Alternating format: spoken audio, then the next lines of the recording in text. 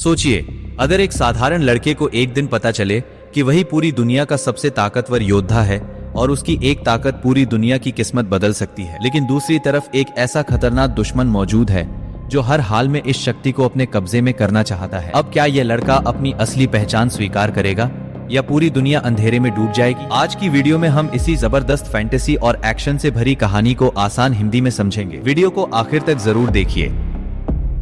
कहानी की शुरुआत होती है जब क्वीन मार्लेना अपने बेटे एडम को तलवारबाजी की ट्रेनिंग के लिए तैयार कर रही होती है, लेकिन एडम जाने से साफ मना कर देता है। दरअसल उसे लगता है कि वो बहुत कमजोर है और उससे कभी भी तलवार नहीं चल पाएगी। हालांकि उसकी बात कोई नहीं मानता और आखिरकार उसे ट्रेनिंग ग्राउंड भेज दिया जाता है। वहां पूरे राज्य के सेनापति सभी बच्चों को तलवारबाजी की ट्रेनिंग दे रहे होते हैं।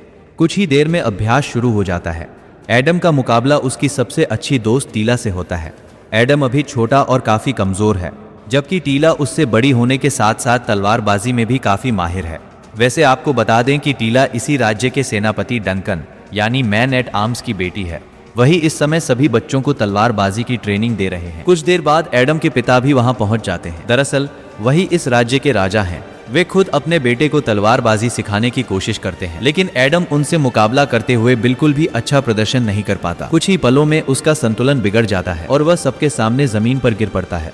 यह देखकर उसके पिता निराश हो जाते हैं और बिना कुछ कहे वहां से चले जाते हैं। उसी रात एडम और टीला महल के बाहर खड़े बातें कर रहे होते हैं। तभी अचानक स्केलेटर अपनी विशाल सेना के साथ महल पर हमला कर देता है। मैं आपको बता दूं कि स्केलेटर एक बेहद खतरनाक तानाशाह, शक्तिशाली योद्धा और काले जादू का मालिक है। उसका सिर्फ एक ही मकसद है, उस रहस्यमयी तलवार को हासिल करना जिसके अंदर असीम शक्तियां छिपी हुई हैं।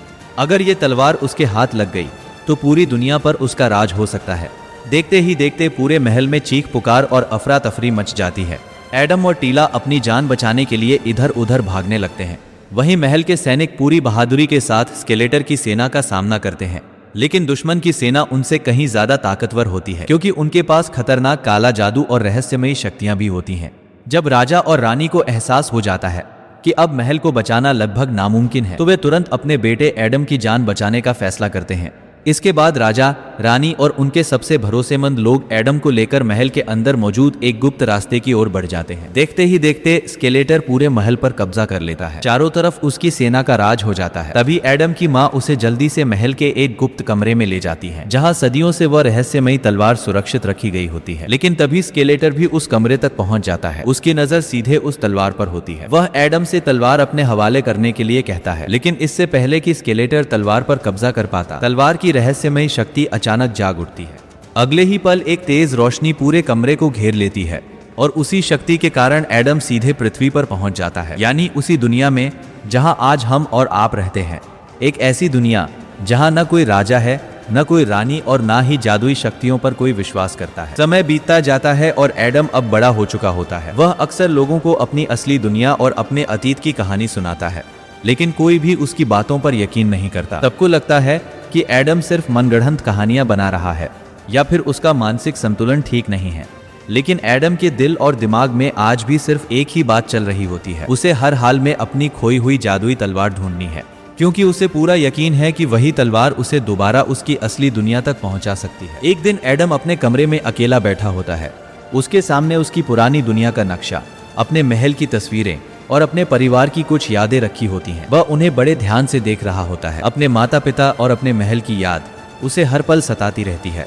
कभी उस महल पर सिर्फ उसके मम्मी पापा का राज हुआ करता था, लेकिन अब वहां स्केलेटर का कब्जा हो चुका है। अगले दिन एडम अपने ऑफिस में काम कर रहा होता है, लेकिन उसका मन काम में बिल्कुल भी नहीं लग रहा होता। वह बार बार ऑफिस का काम छोड़कर कंप्यूटर पर उसी रहस्यमयी तलवार की तस्वीर बनाने लगता है, जिसे वह सालों से ढूंढ रहा है।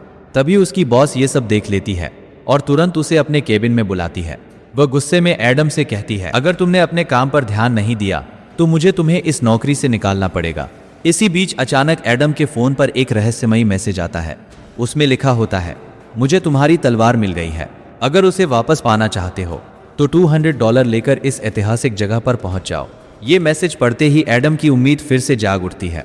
बिना एक पल गवाए वह बताए गए पते पर पहुंच जाता है। वहां पहुंचकर वह देखता है कि उसकी वही रहस्यमयी तलवार एक पत्थर की विशाल मूर्ति के हाथ में फंसी हुई है। यह नजारा देखकर एडम की खुशी का कोई ठिकाना नहीं रहता। एडम बड़ी आसानी से उस रहस्यमयी तलवार को पत्थर की मूर्ति के हाथ से निकाल लेता है और वहां से निकलने लगता है। लेकिन तभी कुछ लोग उस पर तलवार चोरी करने का आरोप लगा देते हैं। देखते ही देखते पुलिस वहां पहुंच जाती है और एडम को गिरफ्तार करके अपनी गाड़ी में बैठा लेती है। पुलिस की गाड़ी उसे लेकर आगे बढ़ ही रही होती है कि अचानक सड़क पर लंबा ट्रैफिक जाम लग जाता है। वजह जानने के लिए एक पुलिस अधिकारी गाड़ी से नीचे उतरता है, लेकिन अगले ही पल ऐसा कुछ होता है जिसकी किसी ने कल्पना भी नहीं की होती। अचानक एक विशालकाय दानव वहां आ पहुंचता है और सीधे उसी पुलिस वैन की तरफ बढ़ने लगता है जिसमें एडम बैठा होता है। वह अपने जबरदस्त वारों से गाड़ी को तोड़ना शुरू कर देता है। मैं आपको बता दूं कि इस दानव को स्केलेटर ने ही पृथ्वी पर भेजा है, क्योंकि उसे पता चल चुका है कि वो जादुई तलवार अब फिर से एडम के हाथ लग गई है और वो हर कीमत पर उस तलवार को हासिल करना चाहता है। मौका देखते ही एडम किसी तरह पुलिस वैन का शीशा तोड़कर बाहर निकल जाता है और अपनी जान बचाने के लिए दौड़ पड़ता है, लेकिन वो दानव भी उसके पीछे पूरी रफ्तार से भागने लगता है। कुछ ही सेकंड में दानव एडम तक पहुंच जाता है और उसे एक जबरदस्त मुक्का मारकर जमीन पर गिरा देता है। अब वो दानव एडम को खत्म करने ही वाला होता है। तभी अचानक वहां एक रहस्यमयी योद्धा पहुंचती है और दानव पर हमला कर देती है। ये कोई और नहीं बल्कि एडम की बचपन की दोस्त टीला होती है, जो सालों बाद अपनी दुनिया से उसे ढूंढते हुए पृथ्वी पर आई है। अब टीला पूरी तरह जवान हो चुकी होती है। सालों की ट्रेनिंग ने उसे एक बेहद ताकतवर और कुशल योद्धा बना दिया है। उसके पास ऐसी क्षमताएं हैं जिनका सामना करना किसी आम इंसान के बस की बात नहीं। लेकिन वह विशाल दानव अब एडम और टीला दोनों के पीछे पड़ जाता है। दोनों किसी तरह उससे बचते हुए भागते हैं। आखिरकार टीला एडम को एक गुप्त जगह पर खड़े अपने जादुई विमान तक ले जाती है। बिना समय गवाए दोनों उसमें सवार हो जाते हैं और सीधे एडम की असली दुनिया यानी एटर्निया की ओर रवाना हो जाते हैं। रास्ते में टीला एडम को एक दर्दनाक सच्चाई बताती है। वो कहती है कि स्केलेटर ने उसके माता पिता को बंदी बना लिया है और अब तक किसी को नहीं पता कि वे जिंदा भी हैं या नहीं। ये सुनते ही एडम के अंदर सालों से दबा गुस्सा फिर से जाग उठता है। एटर्निया पहुंचते ही एडम अपने पुराने साथियों को दोबारा इकट्ठा करना शुरू कर देता है। सभी मिलकर स्केलेटर के खिलाफ आखिरी लड़ाई की योजना बनाते हैं। सबसे पहले वे उस किले से बाहर निकलने का रास्ता ढूंढते हैं जहां स्केलेटर ने उन्हें कैद करके रखा होता है। इसके बाद शुरू होती है कहानी की सबसे बड़ी और सबसे खतरनाक जंग। एक तरफ होता है स्केलेटर जिसके पास काले जादू की अपार शक्तियां होती हैं और दूसरी तरफ होता है एडम जो अपनी जादुई तलवार की ताकत के साथ पूरे साहस से उसका सामना करता है। दोनों के बीच जबरदस्त मुकाबला होता है। आखिरकार एडम स्केलेटर को हरा देता है। स्केलेटर के हारते ही एटर्निया एक बार फिर आजाद हो जाता है। महल में खुशियां लौट आती हैं। लोग अपने असली राजा और राजकुमार का स्वागत करते हैं और पूरे राज्य में फिर से शांति कायम हो जाती है। इसी के साथ इस शानदार फैंटेसी और एक्शन से भरपूर कहानी का अंत हो जाता है।